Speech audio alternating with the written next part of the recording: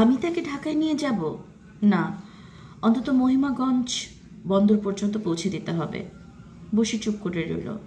এমন কিছু এখানে অপেক্ষা করছে তা সে ভাবতেও পারেনি। পরিতোষ স্যার বললেন, আমার সঙ্গে এসো। বলেই উঠে দাঁড়ালেন তিনি। তারপর খুব সন্তর্পণে কাঠের সিঁড়ি বেয়ে উঠে গেলেন দোতলায়। সেখানে কাঠের পাটাতন, পাটাতনে বিছানা পাতা। সেই বিছানায় একজন লোক শুয়ে আছে। তার গলা, কাঁধ, বুকে ব্যান্ডেজ, ভয়াবহ সব আঘাতের চিহ্ন। লোকটার পাশে একজন বসে আছেন, সম্ভবত ডাক্তার। তিনি হাত ধরে রোগীর পালস বোঝার চেষ্টা করছেন। একটা মোমবাতি জ্বলছে তাদের মাঝখানে। তবে মোমের আলো যাতে কোনোভাবে বাইরে যেতে না পারে সেটা নিশ্চিত করা হয়েছে। কাপড় দিয়ে ঘেরাও করা হয়েছে চারপাশ। নিশ্চিদ্র করা হয়েছে সম্ভাব্য ফাঁকফোকর। কে উনি? জিজ্ঞেস করল বশির। পরিতোষ স্যার খানিক চুপ করে রইলেন। তারপর ধীরে বলতে শুরু করলেন, আমার কলেজ জীবনের এক শিক্ষক ছিলেন, রাহিতুল ইসলাম স্যার। আমার বই পড়ার অভ্যাসও তার কাছ থেকেই পাওয়া। রাজনীতি, ইতিহাস, দর্শনের প্রতি আগ্রহ। স্যার একটা রাজনৈতিক দলের সদস্য ছিলেন। তারা ধনী গরিবের ভেদাভেদহীন সব ধর্ম, বর্ণ, জাতি ও লিঙ্গের মানুষের জন্য সমান ও মঙ্গলময় দেশের স্বপ্ন দেখতেন। স্যারের মাধ্যমেই এই রাজনীতিতে আমার হাতে খড়ি। বলে থামলেন পরিতোষ স্যার। তারপর বললেন, ও মাহি, রাহিতুল স্যারের ছেলে।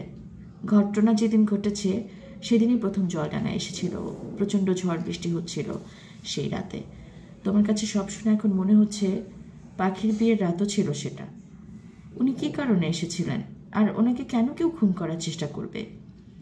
এই প্রশ্নেই খানিক চুপ করে রইলেন পরিতোষ মাস্টার। তারপর বললেন, সবই তোমাকে বলবো বশির, তবে এখন সময় নেই। আমার বাড়ির পেছনে বিলের ঘাটে একখানা ছোট ট্রলার বাঁধা আছে। সেই ট্রলারে করে ওকে এই রাতের মধ্যে মাহিমাগঞ্জে পৌঁছে দিতে হবে। সেখানে আমাদের লোক থাকবে, বাদবাকি যা করার তারাই করবে।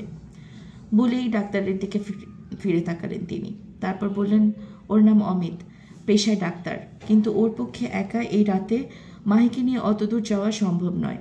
পথঘাটও ঠিকঠাক চেনে না ও। এই জন্য তুমি ওর সঙ্গে যাবে।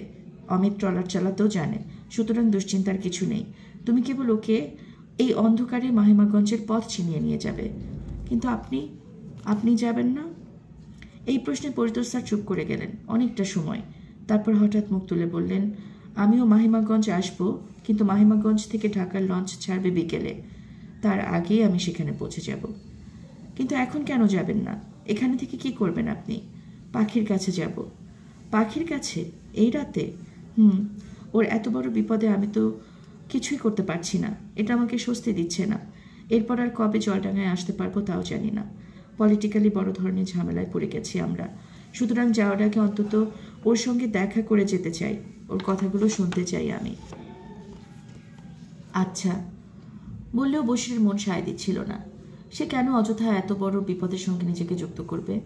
পরিতোষ স্যারকে সে পছন্দ করে, এ কথা ঠিক, কিন্তু তার যে রাজনৈতিক দর্শন তাও একান্তই তার। বশিরের এ নিয়ে কোনো আগ্রহ নেই। তাহলে শুধু শুধু কেন এত বড় একটা ঝুঁকি সে নেবে?